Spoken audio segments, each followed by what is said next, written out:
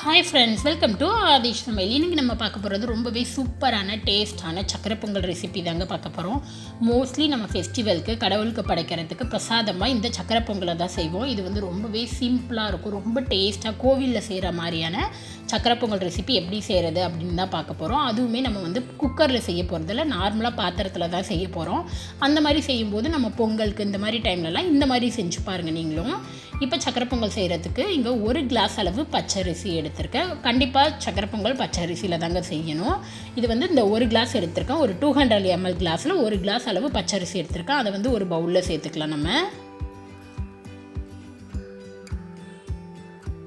1 class பச்சரிசிக்கு அந்த கிளாஸ்லேயே 1/4 class அளவு பாசிப்பருப்பு எடுத்துருக்கேன்.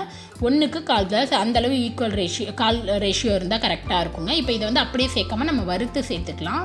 ஒரு கடாயில் சேர்த்து விட்டு லைட்டாக வறுத்துக்கோங்க. ரொம்ப செவர வறுக்கணும்னு அவசியம் கிடையாது. அந்த வாசனை வர்ற வரையும் வறுத்தா போதும். மீடியம் ஃப்ளேமில் வச்சு செவர விட்டுறாமல் வறுத்துக்கோங்க.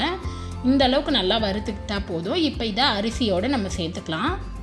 இதை ரெண்டையும் நல்லா வாஷ் பண்ணிவிட்டு தண்ணி ஊற்றி நல்லா அப்படியே ஊற வச்சுருங்க. இது ஊறும்போதே நம்ம வந்து இதை ஃபஸ்ட்டு ரெடி பண்ணிவிட்டு அதுக்கப்புறம் தண்ணி பால் வச்சோம் அப்படின்னா கரெக்டாக இருக்கும். இந்த பாத்திரத்தில் தான் இன்றைக்கி நான் செய்ய போகிறேன். நம்ம அரிசி பருப்பு எடுத்தால் அதே கிளாஸில் 1/2 கிளாஸ் அளவு பால் எடுத்துருக்கேன், அதை சேர்த்துக்கோங்க. தண்ணி வந்து 5.5 கிளாஸ்லேருந்து 6 கிளாஸ் வரையும் எடுத்துக்கலாம். டோட்டலாக வந்து ஒரு 6 to 6.5 கிளாஸ் இருந்தால் போதுங்க, தண்ணி ப்ளஸ் பாலோடு சேர்த்து. இப்போ இது நல்லா பொங்கி வரணும், அது வரையும் நம்ம வெயிட் பண்ணலாம். பால் பாருங்கள், இப்போ நல்லா பொங்கி வந்துருச்சு. இப்போ நீங்கள் நார்மலாக பொங்கல் டைமில் இது செய்கிறீங்கன்னா லைட்டாக பொங்க விட்டுட்டு அதுக்கப்புறம் அரிசியை சேர்த்துக்கலாம். இந்த ஸ்டேஜில் அடுப்பை நல்லா ஸ்லோவில் வச்சுருங்க. இப்போ நம்ம ரெடி பண்ணி வச்சுருந்த அரிசி பருப்பை தண்ணி இல்லாத இதில் சேர்த்துக்கோங்க.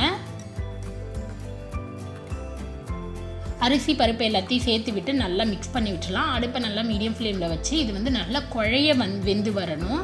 அடிக்கடி இடையில மிக்ஸ் பண்ணி விடுங்க. அப்படியே விட்டிங்க அப்படின்னாலும் அடியில் நமக்கு வந்து காந்த ஆரம்பிச்சிடும், அடி பிடிக்க ஆரம்பிச்சிடும். ஸோ இடையில நல்லா மிக்ஸ் பண்ணி விட்டு இது நல்லா குழைய வெந்து வர்ற அளவுக்கு நம்ம வச்சுக்கலாம். தண்ணி நல்லா திக்காகி வரணும், தண்ணியே இருக்கக்கூடாது, நல்லா குழைய வெந்து வந்திருக்கணும்.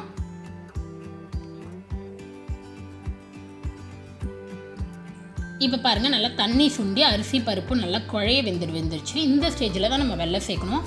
அரிசி பருப்பு வேகிறதுக்கு முன்னாடியே நம்ம வெல்லம் சேர்த்தோம் அப்படின்னா அதோட ஸ்டாப் ஆகிடும், வேகாது அரிசி பருப்பு எல்லாமே.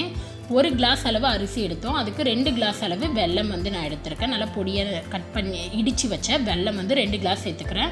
மைல்டாக ஸ்வீட் வேணும் அப்படின்னா நீங்கள் 1/2 கிளாஸ் கம்மி பண்ணி கூட சேர்த்துக்கலாம். இப்போ இதை சேர்த்து விட்டு நல்லா மிக்ஸ் பண்ணி விட்டுருங்க.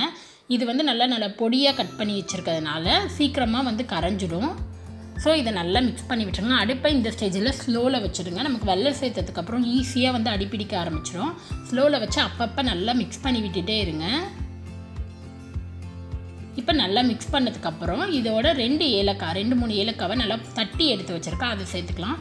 உங்களுக்கு நல்ல பவுடராக வேணுன்னா சர்க்கரையோடு சேர்த்து மிக்சியில் போட்டு கூட நீங்கள் அரைச்சி எடுத்துக்கலாம். இல்லை ஏலக்காய் பவுடராக இருந்ததுனா கூட சேர்த்துக்கலாம். இல்லைன்னா இந்த ஏலக்காவை இப்படி தட்டி கூட நீங்கள் சேர்த்துக்கலாம்.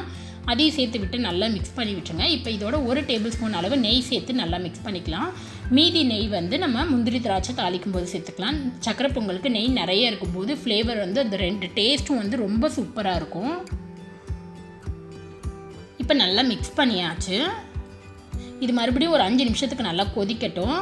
இப்போ பாருங்கள், நெய்யெல்லாம் சேர்த்து ஏலக்காய் பவுடர்லாம் சேர்த்து ஒரு 5 நிமிஷத்துக்கிட்ட கொதிக்க விட்டுட்டோம். நல்லா இடையில மிக்ஸ் பண்ணி விட்டுட்டே இருந்தேன். நல்ல சக்கரை பொங்கல் வந்து நல்லா அவ்வளோ சூப்பரான கன்சிஸ்டன்சிக்கு வந்துருச்சு. இப்போ முந்திரி திராட்சை தாளித்து கொட்டிடலாம். ஒரு 2.5 டேபிள் ஸ்பூன் அளவு நெய் வந்து ஒரு கடாயில் சேர்த்துக்கிறேன். நெய் வந்து நல்லா உருகுனதும் முந்திரி திராட்சை சேர்த்துக்கலாம். ஃபஸ்ட்டு வந்து முந்திரி சேர்த்துக்கோங்க. ஒரு 1/4 கையளவு முந்திரி, ஒரு 15-20 முந்திரி எடுத்திருக்கேன், அதை சேர்த்து விட்டு லைட்டாக வறுத்துக்கோங்க. இதை வந்து அளவு கூட்டி குறைச்சிக்கிறது நம்மளோட விருப்பம்தான். இதோட கொஞ்சம் திராட்சை, ஒரு 15 திராட்சை சேர்த்துருக்கேன். முந்திரி லைட்டாக செவந்ததும் திராட்சை சேர்த்து விட்டு மிக்ஸ் பண்ணி விடுங்க. அடுப்பை நல்லா மீடியமாக வச்சு வைக்கோங்க. ஹையில் வச்சிங்கன்னா முந்திரி திராட்சை காந்திடும். திராட்சை வந்து நல்லா நமக்கு உப்பி குண்டாக நல்லா வரணும். இந்த மாதிரி முந்திரி திராட்சை செவந்ததுக்கப்புறம் அடுப்பை ஆஃப் பண்ணிவிட்டு இதை வந்து சக்கரை பொங்கலில் சேர்த்துக்கலாம். நம்ம இறக்க போகிற நேரத்தில் தான் இந்த முந்திரி திராட்சையை சேர்க்கணும். அதுக்கு முன்னாடியே சேர்த்து மிக்ஸ் பண்ணக்கூடாது, இறக்கம் போகிற நேரத்தில் சேர்த்தா போதும். இப்போ அடுப்பில் இருக்கிற சக்கரை பொங்கலில் முந்திரி திராட்சை அந்த நெய்யோடு சேர்த்து விட்டு நல்லா மிக்ஸ் பண்ணி விட்டுருங்க. இதை நல்லா மிக்ஸ் பண்ணி விட்டுட்டு அடுப்பு ஆஃப் பண்ணிடலாம். நமக்கு கரெக்டான பதத்தில் இருக்கும் சக்கரை பொங்கல். சக்கரை பொங்கல் வந்து நம்ம ஆஃப் பண்ணும்போது இந்த கன்சிஸ்டன்சியில் தான் இருக்கணும். இது வந்து ரொம்ப தண்ணியாக இல்லை. இது கொஞ்சம் நேரம் வச்சுருக்கோம் அப்படின்னா ஆறும்போது நல்லா திக்காகி வரும். ஃபஸ்ட்டே நம்ம ரொம்ப கெட்டியாக பண்ணிட்டோம் அப்படின்னா நம்ம ஆறுனதுக்கப்புறம் ரொம்ப கெட்டியாக ஆரம்பிச்சிடும். ஸோ இறக்கும்போது இந்த கன்சிஸ்டன்சியில் வச்சுக்கோங்க. ஸோ கரெக்டான அளவில் தண்ணி நான் சொன்ன அளவில் இருக்கும்போது இது கரெக்டான கன்சிஸ்டன்சியில் இருக்கும். நான் ஆறுனதுக்கு அப்புறம் தான் சர்வ் பண்ணுறேன். பாருங்கள், ஒரு 5 to 10 minutes ஆற விட்டு சர்வ் பண்ணுறேன். அதுக்குள்ளேயே நல்லா நமக்கு திக்னஸ் வந்துருச்சு. கண்டிப்பாக இந்த சக்கரை பொங்கலை நீங்களும் ட்ரை பண்ணி பாருங்கள். ரொம்பவே டேஸ்ட்டாக இருக்கும். ட்ரை பண்ணி பார்த்துட்டு எப்படி இருந்ததுன்னு மறக்காத சொல்லுங்கள். நெக்ஸ்ட் ஒரு நல்ல ரெசிபியில் உங்களை பார்க்குறது வரைக்கும் பாய்.